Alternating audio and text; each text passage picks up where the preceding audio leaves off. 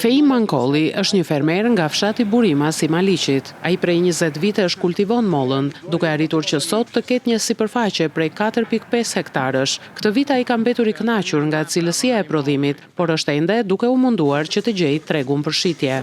Moti bëri të vetën, po na la Zoti, na la edhe diçka për veten tonë. Çmimet si janë? Tregu si është? Tregu fillimisht u paraqit mirë.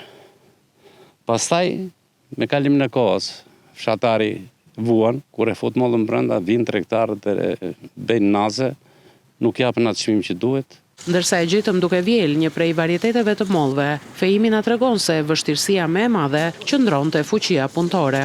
Për fuqinë punëtore mos më thuaj, janë të pakualifikuar, të rinjt kanë ikur të gjithë jashtë.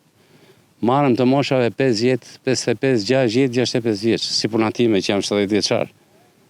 Çfarë pret për një 70 vjeçari? Aq kapacitet ka, aq do të vjel, aq do të bëj. Fermeri nga Burimas si bën apel për subvencione që u vinë në ndihmë fermerëve. Unë personalisht duhet të bëj një frigorifer. Kapacitetin për aq lek nuk e kam.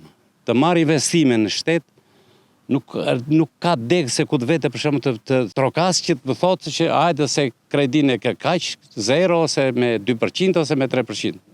Nuk mund ta bëj dot se një frigorifer e ka koston rreth 150 milion lek. Një tjetër vështirësi për fermerët është edhe mungesa e dokumentacionit për tokat bujqësore, për shkak të së cilës ata nuk mund të përfitojnë fonde apo subvencione.